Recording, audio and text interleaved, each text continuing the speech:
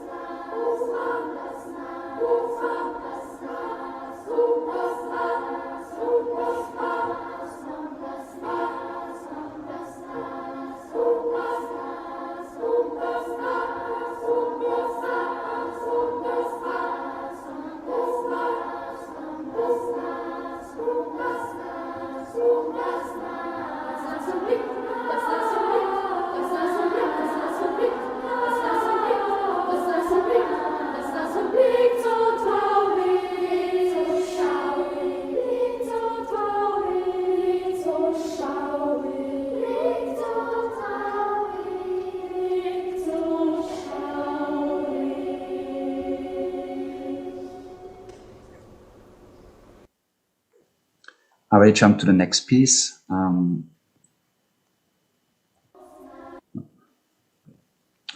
It's by Beat Furrer. It's called Auf Tönen und Füßen, on Feet of Clay.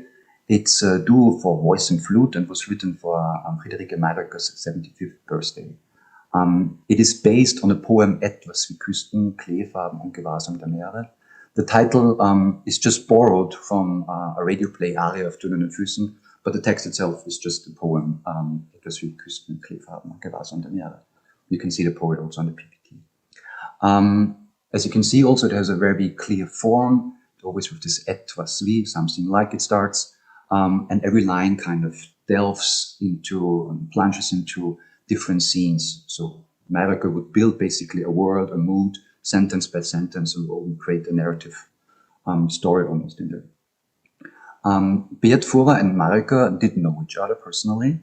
They were in contact several times, as Mayröcker proposed at least 3 times a potential opera together. And so there was a kind of artistic appreciation and friendship between them. Yet Furrer always kind of tried to evade this topic, because he would also feel that, or he basically also told her that he cannot compose an opera on her text because there's so much musicality in her text already. He would not know how to engage with an opera text by her. So he would say there is nothing I would be able to add to a text by Mayröcker. Yet still he did in this piece as a form of birthday gift. And this problem of his to engage with a text by her is also basically the underlining approach in this piece I try to show now. In this piece, text should be spoken naturally. So it's not a singer, it can be done by an actor as well. It was also recorded by different actresses and actors. It doesn't even specify if it has to be male or female, just a voice. There's basically almost no singing. There are some parts there which require some control of your voice, but actually it's a spoken voice. What he would make in this text, he would have several cuts. And in between those cuts, they're not necessarily after one line, they can also be in between the words. He would leave plenty of space for the words themselves and for music to evolve later. So he uses fermata, so long breaks, also breath marks to make those kind of cuts. The grammar and the rhythm of the poem are therefore quite stretched, but sometimes little prosody parts remain when maybe 3 words or 4 words stick kind of together, but in more or less it's kind of very fragmented. What also happens to this isolation of some words, that some words become basically closer to sound than to a text that would be read, because also the meaning a little bit is of course fragmented. So what Furden tries to do is that with those isolated words to seek common grounds between the sound of the flute and the spoken text. And he would find them in breathing, like, and other things like clicking waves on flute, like something, or trills, or whispers and hissing, and other clicking and plosive sounds. Sounds basically that can be done alike both by a flute and by a voice. And this also he uses in a way that the flute becomes a little bit like a alternative resonance chamber of the speaker's sentences. So there's maybe a word, and when it ends, the flute immediately takes over and tries to continue the sound, as if it literally is a resonance chamber. So this is meant both in a metaphorical way, but also in a quite acoustic way. This also means that sometimes those words and sound, and of course also the semantics, get a bit blurred. And also something that we mentioned before, there's another form of temporality. Sometimes, a little bit like in Harnik's piece, something would already be announced in the music that comes later in the words. And often actually language and music are sometimes not completely distinguishable. Often it's like a little bit unsure who made this sound you just heard.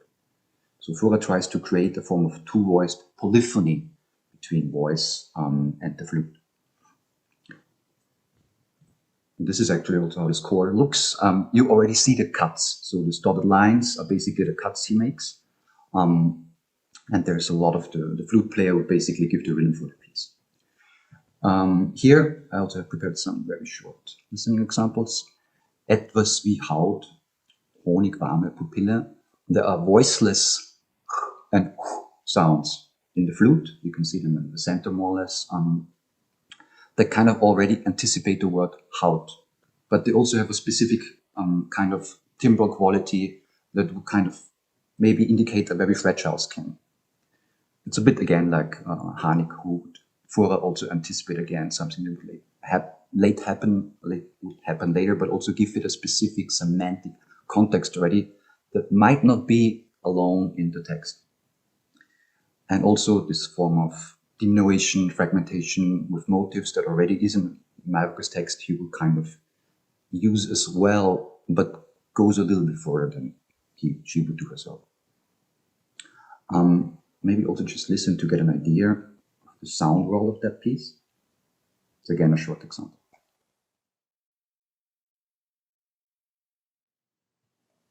That really was it. We go to other piece, other parts.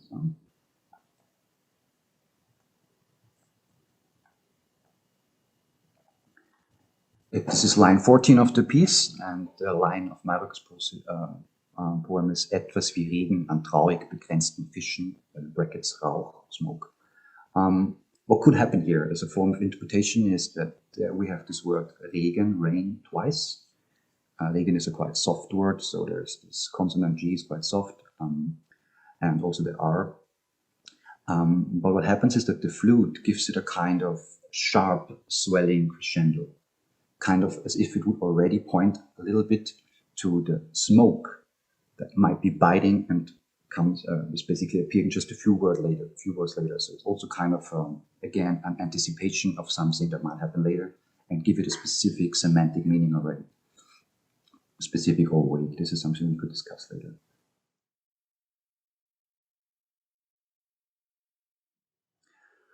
My last example for this piece is score line 6, schreiend wie ertragenes Schicksal, like screaming, like endured fate. This is one of those examples I also mentioned before, where it gives lots of space to a word. So we see the word schreiend, and basically nothing happens.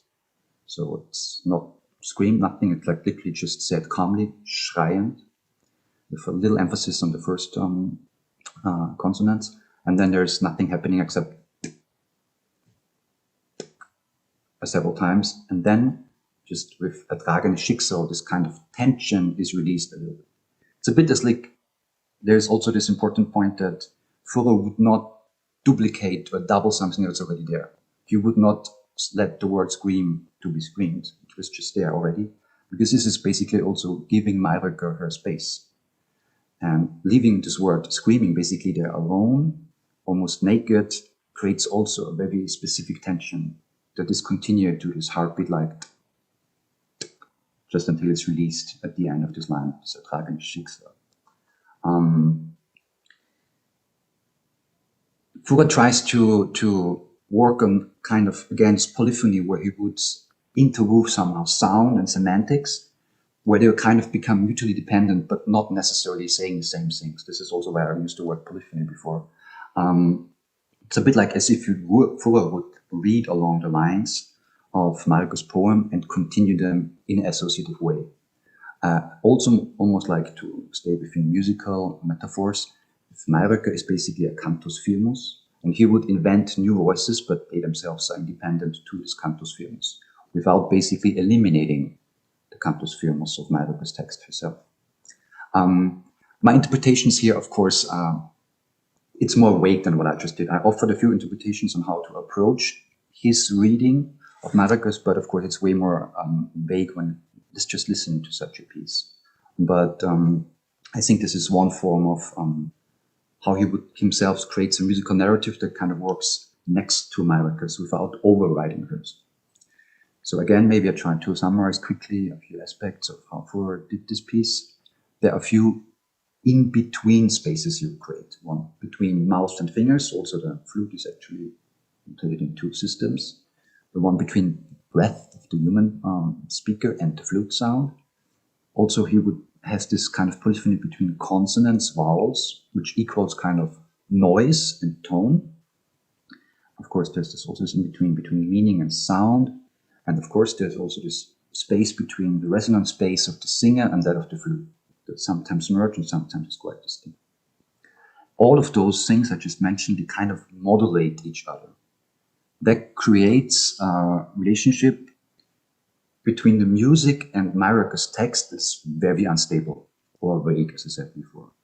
But this instability kind of also sharpens a little bit the ear for smallest detail in this music. Like if it's a but, it's basically highlighted by this unstable state, and that the difference can already make quite a difference also in how you would read or how you would modulate the semantics of a word you hear after.